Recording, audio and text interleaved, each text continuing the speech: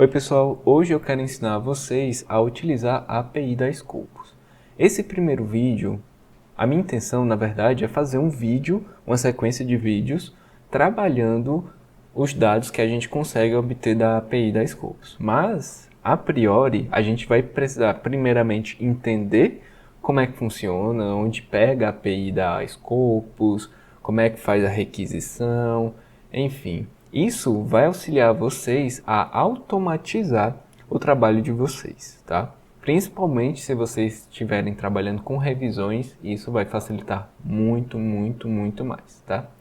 Então, primeiramente, vamos vir aqui no nosso famoso Google procurar sobre Scopus Developer, que basicamente é o portal da Scopus que vai permitir a gente encontrar e fazer a nossa chave API, tá? Então, eu cliquei aqui, a gente abre, a primeira página que vai surgir é essa, e aí você vai vir aqui e você vai dizer, eu quero uma chave API. O que seria API, pessoal? Para quem não conhece, a API é basicamente uma forma onde os servidores de diferentes portais, diferentes sites, servidores e tudo mais, enviem informações para a gente, para quem estiver pedindo. Obviamente, essas APIs, muitas delas têm tokens, têm seguranças, né, para que a gente não faça muitas requisições e acabe causando algum custo demasiado para o servidor, ou, enfim, a gente fazer coisas que não devemos, coisas erradas, tá? Mas basicamente eu gosto de falar que a API é a ponte entre, por exemplo, a Scopus e o usuário que está querendo informações.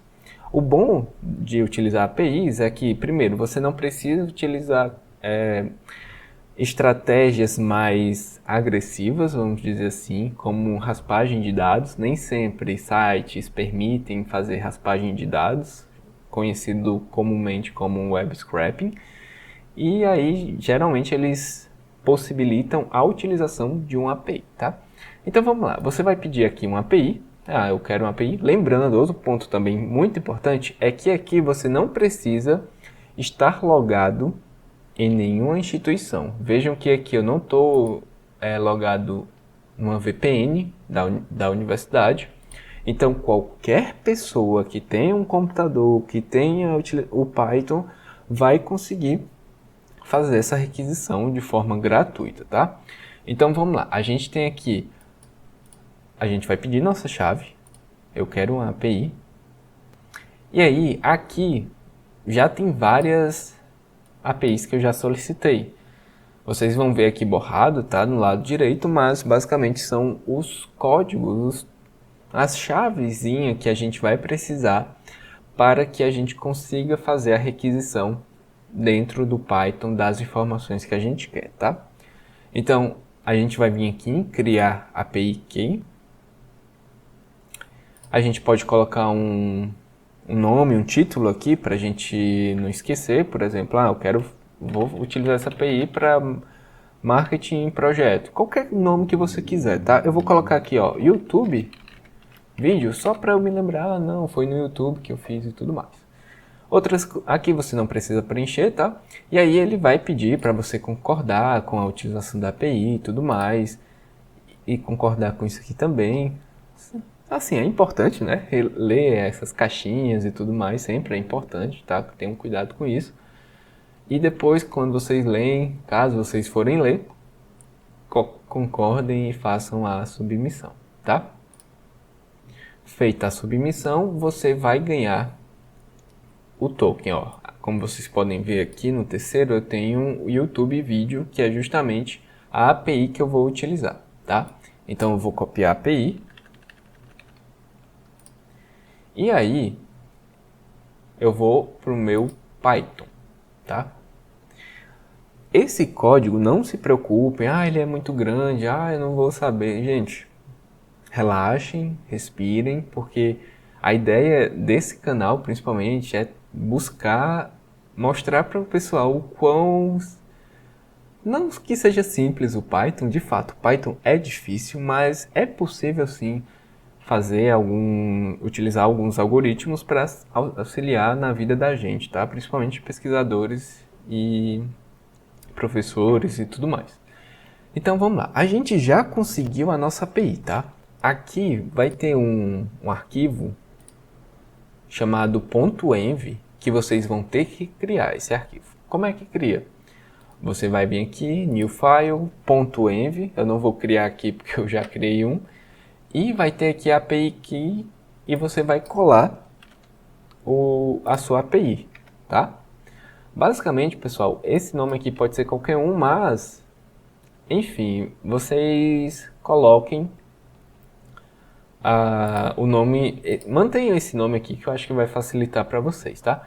Eu vou criar um arquivo aqui porque eu vou subir esse arquivo no GitHub e aí na descrição do vídeo eu vou colocar para vocês o link e aí vocês conseguem baixar esses arquivos aqui, tá? Se você não tem conhecimento algum em Python, eu tenho um curso sobre a utilização de Python para análise de dados e aí você aprende, por exemplo, a utilizar a API.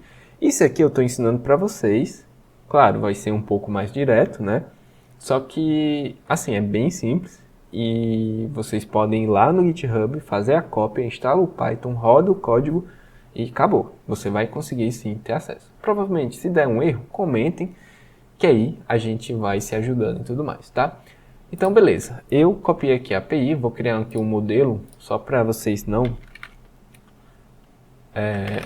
se perderem e ficarem em dúvida, tá? Vou colocar aqui modelo, env. Colocar txt, para vocês verem aqui como é que vai ficar. Você vai vir aqui, API key, igual sua API. Pronto, vai ser simplesmente isso. Vou colocar aqui um comentário para vocês criarem um documento chamado .env. O que é esse documento? Isso é uma boa prática que a gente utiliza para que, justamente para que APIs, senhas e outras coisas não vazam para a internet quando a gente sobe para o GitHub ou qualquer outra plataforma, tá? Então a gente utiliza esse .env aqui, que é onde a gente guarda essas informações, e quando a gente sobe, esse arquivo ele é ignorado, tá? Ele vai ser ignorado, não vai ser enviado. Então vamos lá. Agora a gente está aqui no código, eu coloquei comentários, esses nomezinhos aqui verdinhos são comentários que auxiliam a gente a entender um pouco mais o que é que funciona, como é que funciona e enfim.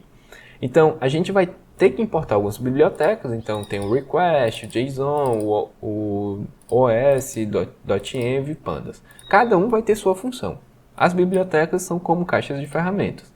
Então a gente pode o request a gente vai utilizar para fazer requisições, ou seja, é essa biblioteca que a gente vai pegar a API e fazer a troca de informação. Eu vou chegar e vou dizer, ei Scopus, eu quero os dados, e aí eu tenho essa API, e aí a Scopus vai lá e vai entregar os dados para mim, ok? JSON basicamente é para manipular a estrutura dos dados. Quando a gente fala manipular aqui, pelo amor de Deus, não é dizer que vai alterar informações, não, é só para a gente estruturar as informações, tá? Aqui o OS é para manipular as variáveis de ambiente, aquilo que eu falei do .env, tá? O .env aqui a gente vai utilizar para carregar variáveis de ambiente, e o pandas é para manipular data frames, que basicamente não são bem tabelas, mas da forma mais simplista possível, são tabelas como se fosse do Excel que a gente utiliza para limpar arquivos, filtrar, mesclar tabelas se a gente quiser e tudo mais. Pronto, feito isso, a gente vai, depois de ter feito essa importação, Patrick, como é que faz essa importação? Vocês vão ter um nomezinho aqui, ó, chamado requirements.txt, e aí, o que é que eu recomendo? Vocês vão fazer um pip install requirements. Ou seja, vocês já vão instalar automaticamente todas as bibliotecas que tem aqui, tá? Isso aqui é uma outra boa prática também para que as pessoas utilizem exatamente o que eu utilizei para conseguir ter esse acesso, tá bom? Outra coisa que eu recomendo também é que vocês tenham um ambiente virtual. É obrigatório? Não. Mas se você for trabalhar com outros projetos, é importante sim ter esse ambiente virtual, tá? Ah, Patrick, como é que faz para ter esse ambiente virtual? Basicamente, pessoal, eu vou sair desse, tá? Sair. Vamos ver. Abrir outro terminal aqui, tá? Vocês vão ver aqui que não tem terminal. Python, se você tem que ter o Python instalado, Python-m venv.venv. E aí, quando você der um Enter, ele vai criar aí o seu ambiente virtual. Para ativar o ambiente virtual, como é que faz? .venv, tá? Essa barrazinha ali, ao contrário, essa barrazinha aqui, script barra activate. Pronto. Aí, para você ter certeza que você tem o seu ambiente virtual ativado, você vai ver aqui no lado que você tem sim esse ambiente, tá bom? Então, perfeito, pessoal. Agora eu criei o ambiente, estou utilizando esse ambiente, fiz a instalação das bibliotecas, dessas bibliotecas que a gente vai utilizar no código. Perfeito. Agora a gente vai ler a chave da API que está dentro do nosso .env, tá? Está dentro do nosso .env aqui.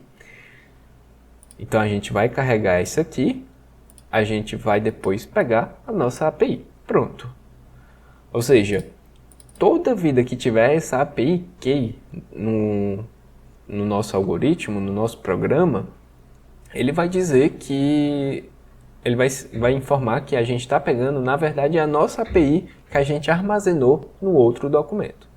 Então vamos lá, a gente vai fazer o que agora? A gente vai pegar a URL aqui da API da Scopus, tá? Essa URL aqui.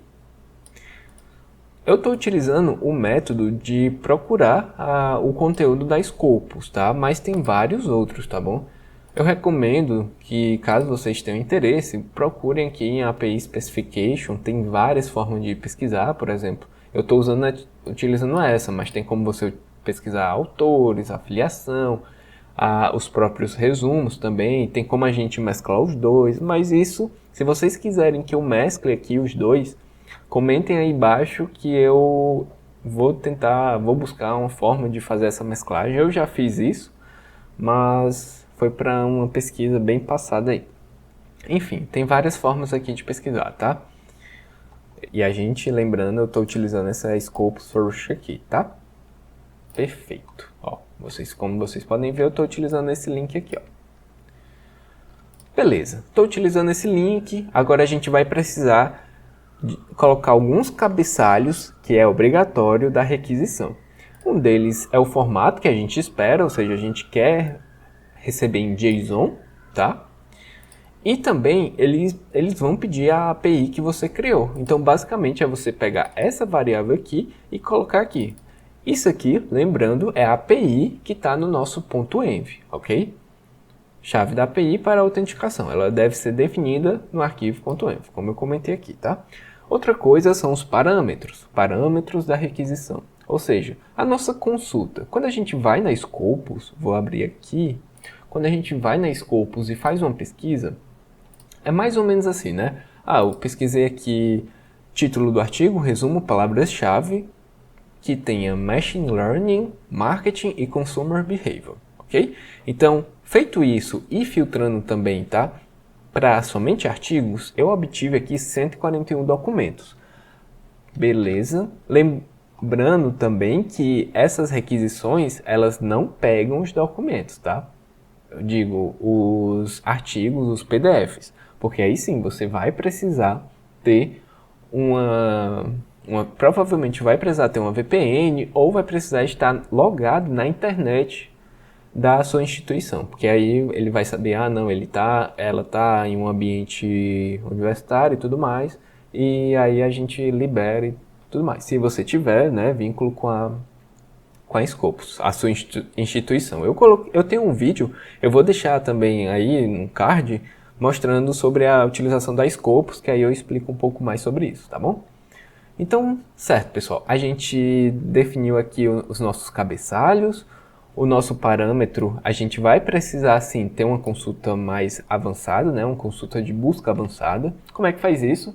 Aqui, ó, você pode fazer uma pesquisa por aqui e depois clicar em avançado, você consegue ver aqui como é que faz, como é a lógica da consulta, ou vocês podem vir aqui em documentação e começar a vasculhar aqui, porque tem vários exemplos de como utilizar a Scopus, tá? Scopus Research, aqui ó, dicas de pesquisa, tá? E aí ele mostra como é que você utiliza cada pesquisa, certo? Pessoal, uma coisa que eu acabei esquecendo, eu estava aqui editando o vídeo e acabei esquecendo de comentar com vocês. Tem a seção aqui do lado, depois das dicas de pesquisa, os views. E aqui você vai ver o que cada campo significa, tá? Então, quando você abrir o seu Excel, você fizer a exportação, você vai conseguir ver isso aqui e verificar a descrição do que se refere cada parâmetro que a gente possui, tá ok? Então, é só uma dica a mais aí que, enquanto eu estava editando o vídeo, eu acabei vendo isso aqui. Então, vamos voltar lá para o vídeo. Perfeito, pessoal. Agora, a gente vai pegar aqui o número de resultados por página, tá? Lembrando, se a gente estiver utilizando essa forma aqui gratuita, eu mantive assim porque se você tiver o VPN ou estiver na instituição, você consegue ter uma requisição maior por vez. Ou seja, ao invés de fazer 25 requisições, você consegue 200. Só que eu queria deixar de forma assim bem crua mesmo para as pessoas que não têm o acesso por meio da instituição. Então eu deixei dessa forma aqui, tá? Mas basicamente ele está mostrando o número de resultados por página quando você for fazer a requisição. E onde é que começa? Então vai começar do zero, tá? Para começar aqui o primeiro resultado. Isso aqui a gente está fazendo uma requisição GET para a API da Scopus, ou seja, é agora que a gente fala. Opa, olha aí, ó. Eu tenho aqui uma URL, eu tenho uma API, eu tenho os parâmetros, eu tenho os cabeçalhos. Scopus, eu tenho tudo. Agora me dê aí essas informações, por favor. E aí, aqui eu só estou vendo aqui se o código deu certo. Quando dá 200 é porque o negócio deu bom, pessoal. Deixa eu mostrar aqui. API Specification. Aqui, ó. Aqui você vai ver as respostas. Se tiver 200, ok, perfeito. Geralmente os códigos eles retornam 200 para dizer, opa, deu certo e tudo mais. Mas se tiver 400, ó, pode ter algum erro. Não, provavelmente vai ter erro, ó. A solicitação deu errada, houve erro de autenticação, erro de autorização, método HTTP inválido, enfim, tem vários aqui erros. Cota excedida, por exemplo, eu não tenho uma API, eu não estou logado na universidade e eu vou colocar 500 aqui, ó, para vocês. Vou fazer até o teste agora para vocês verem, ó. Viu? Deu 400. Então deu um erro aqui. Qual foi o erro? Ó, requisição inválida. Então eu tenho que vir aqui e fazer 200. Vai dar erro também porque tinha 25, né? Perfeito. Ó, 200. Então quer dizer que dessa forma aqui está funcionando. E aí agora a gente vai recuperar todos os resultados, tá? Então eu estou pegando na estrutura de JSON todos os resultados. Eu vou exibir o total de resultados encontrados e também verificar o número de resultados retornados. Então, basicamente, eu tenho aqui 141 resultados, ou seja, os valores estão batendo com a consulta que a gente faz aqui dentro. O resultado retornado aqui 25, obviamente, porque eu só peguei aqui os 25. E aí, eu vou precisar criar um loop para que eu consiga pegar mais que as 25 requisições. Então, eu vinha os 25 registros, perdão. Então, eu primeiro vou ter que criar uma lista vazia. E aí, eu vou criar aqui o loop para recuperar todos os resultados. E aqui, pessoal, cada linha dessa eu vou explicando, tá? Então, itera sobre os resultados, atualiza o índice inicial na consulta, faz a requisição, verifica se a requisição foi bem sucedida, converte a resposta JSON em um dicionário, extrai os resultados, acumula os resultados, exibe. Se a requisição falhar, exibe o código de status. Se houver erro, exibe o código, interrompe o loop se houver erro na requisição. Feito o nosso loop aqui, deu tudo certo, vamos imaginar que deu tudo certo, ele vai salvar os arquivos em CSV e Excel. Então, a gente vai criar o nosso data frame, tá? A partir da lista dos resultados, a partir disso aqui. E depois a gente vai exportar, vamos dizer assim, os arquivos tanto em CSV quanto XLSX. E é isso, pessoal. Agora a gente vai vir aqui, ó. Eu vou rodar todos aqui para vocês verem como vai funcionar. Esse aqui é o que leva mais um tempinho, porque eu estou fazendo requisições de todos. Pronto. Ah, Patrick, deu um erro aqui. É porque ele já estava aberto e não permite deixar aberto aqui, né? Então eu vou rodar novamente. E aí ele vai carregar e vai dar tudo certo e a gente vai conseguir aqui agora, ó. A gente pode clicar aqui no lado esquerdo com o botão direito, revelar no nosso explorador de arquivo, né? Então a gente vai ter aqui, ó, dois arquivos CSV e XLSX. Eu vou clicar aqui no XLSX para a gente dar uma olhada. E aí, aqui, pessoal, a gente já consegue utilizar essas informações para fazer algumas análises. Por exemplo, aqui a gente tem um título, eu tenho os autores, eu tenho o nome da publicação, né? No caso aqui é da revista, os volumes, o DOI, o tipo de arquivo, se eu não limitasse aqui para somente artigos, daria para fazer essa requisição. Enfim, o que eu quero dizer é que a gente já consegue tratar isso aqui, tá? Tanto no Excel, se você tiver mais familiaridade no Excel. Ah, não, quero avaliar só o título aqui. Beleza. Ah, eu quero ver isso aqui também, o nome da revista e tudo mais. Vamos ver aqui o que é que a gente ainda tem. Ó, a data. Enfim, aí a gente faz a limpeza aqui, exclui o que a gente não quer e começa a analisar. Então essa é uma forma, até mesmo gratuita, de fazer essa requisição, tá? E assim, pessoal, vocês podem aumentar, isso aqui eu coloquei 140, eu criei uma consulta que fosse capaz de recuperar poucas informações justamente só para ser mais rápido o vídeo e não levar tanto tempo aqui fazendo a requisição. Mas se eu tirar aqui tantas limitações, eu consigo puxar várias informações, tá? Mas tenham cuidado, porque se você fizer muita requisição, a Scopus pode bloquear você, pode dizer, opa, será que não é um hack que está tentando fazer a requisição? Então tenham cuidado com isso, tá ok?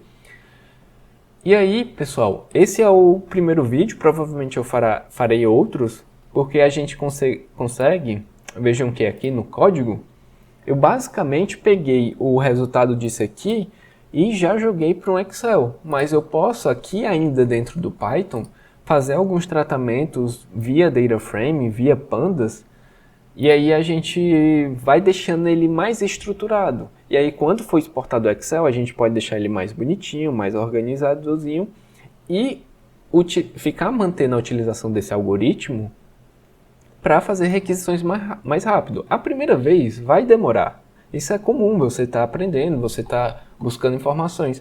Mas depois que você tem um algoritmo pronto, é só... Vocês viram como foi rápido. Eu vou fazer de novo aqui, ó. Clico,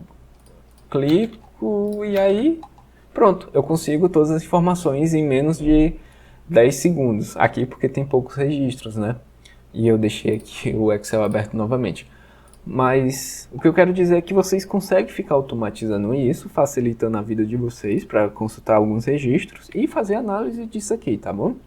Então, espero que vocês tenham gostado. Se vocês tentarem, putz, tá dando erro aqui, acolá, comentem aí embaixo que eu vou buscar sanar, vou buscar ver o que é e tudo mais, e aí eu faço outro vídeo, se for o caso, explicando os possíveis erros que isso aqui pode dar, tá? Se você gostou, deixe um like, se inscreve no canal e compartilhe aí com o pessoal que gosta de programação, pesquisa, que é para esse lado que a gente está indo, tá ok? Então, até a próxima!